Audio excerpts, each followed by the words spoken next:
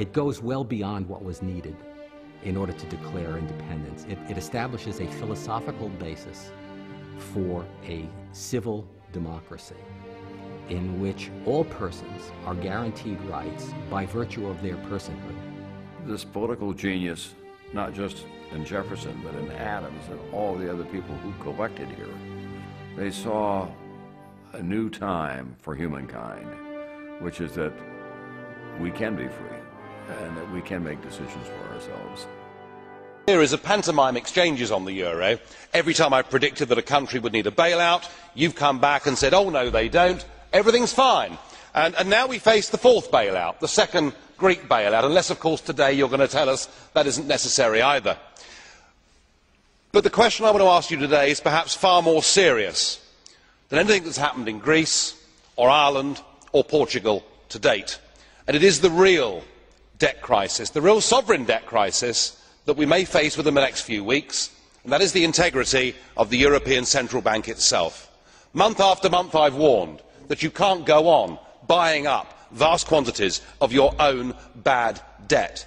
Mr Barroso, do you accept that the finances of the European Central Bank and its integrity is now in a serious and parlous state?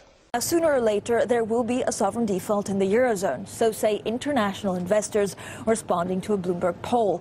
85% of those surveyed this week said that Greece will probably default, and the majority predict that the same fate for Portugal and Ireland will follow. Well, the outlook for all three countries has deteriorated since January. It fits with the picture painted by the markets, while the cost of insuring against a Greek default hit a new record earlier this week.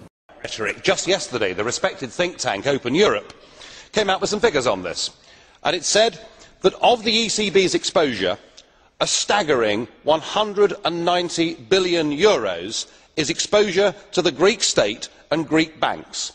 Should the ECB see the value of its assets fall by just 4.25%, its entire capital base will be wiped out. Do you accept the findings of Open Europe, or do you go along with Mr Juncker's assertion a couple of weeks ago that with the situation in the euro being as serious as it is, you actually have to lie in public?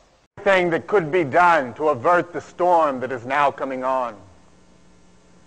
We have petitioned, we have remonstrated, we have supplicated, we have prostrated ourselves before the throne and implored its interposition to arrest the tyrannical hands of the ministry and parliament.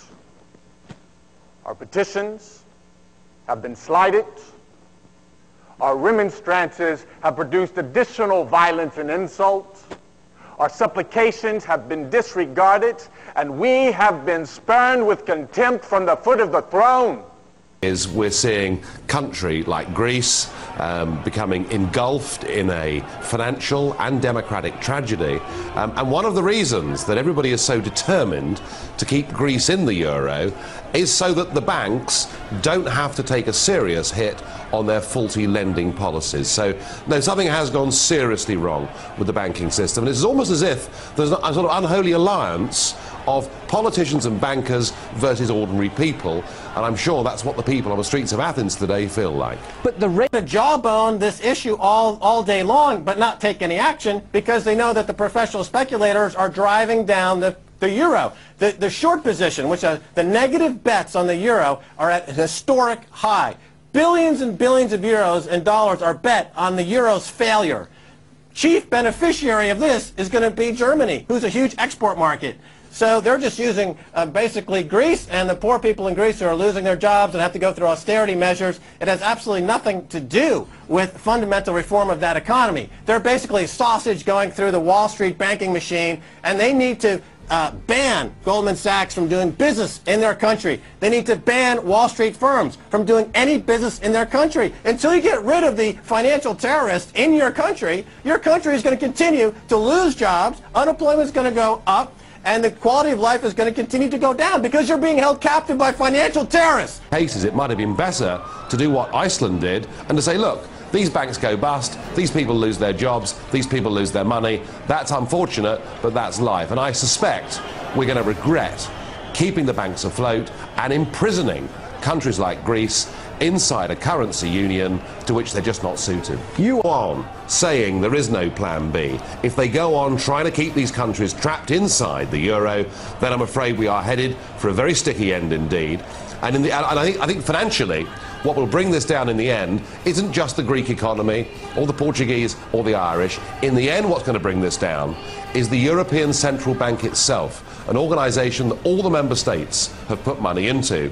And the point at which Greece defaults, and it's coming, it could come within the next couple of weeks in my opinion, the point at which Greece defaults, you will see the European Central Bank itself effectively will be bust, because they've used all this money buying up effectively their own bad debt.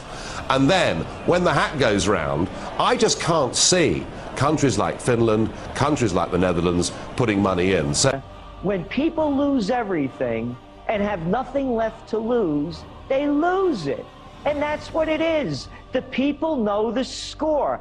You could sum up what's killed capitalism in 4 simple words.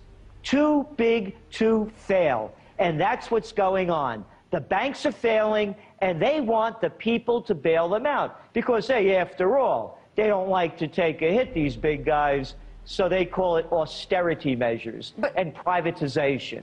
And I want to make this clear. The IMF is nothing more than the International Mafia Federation. They're the loan sharks of last resort, and the people know it. They call it privatization. Adults call it stealing valuable public assets and selling it to your friends really cheaply. Civil disorder perhaps occurring in Britain? Well, I think this. I think if you rob people of their democratic rights, if you take away from them their ability to determine their future by who they vote for and who becomes their prime minister, and frankly that's happened in Greece. It doesn't matter whether Papandreou or somebody else is the PM, all the while they're trapped in the euro and taking orders from the European Commission as to what they must tax and what they must spend. I think if you take that away from people, then the only alternative they're left with is civil disobedience.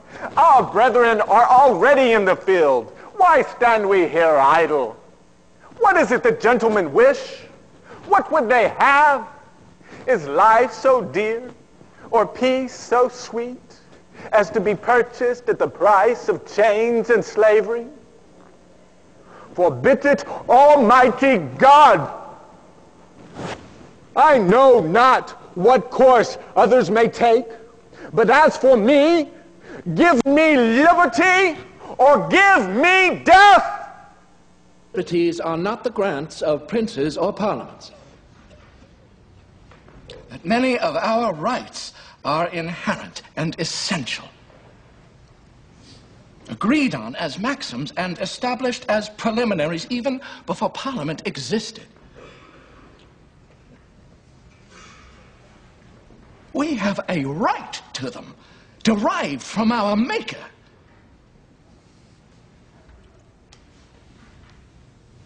Our forefathers have earned and bought liberty for us at the expense of their ease, their estates, their pleasures, and their blood. Liberty is not built on the doctrine that a few nobles have a right to inherit the earth. No! No!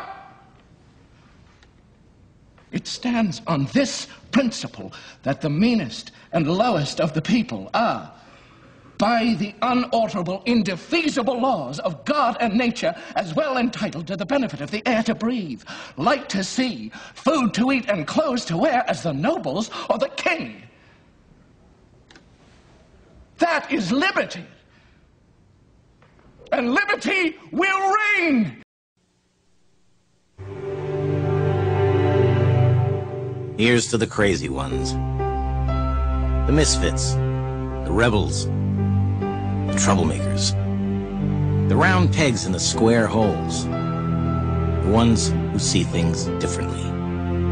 They're not fond of rules, and they have no respect for the status quo. You can quote them, disagree with them, glorify or vilify them, but the only thing you can't do is ignore them, because they change things. They push the human race forward. And while some may see them as the crazy ones, we see genius. Because the people who are crazy enough to think they can change the world are the ones who do.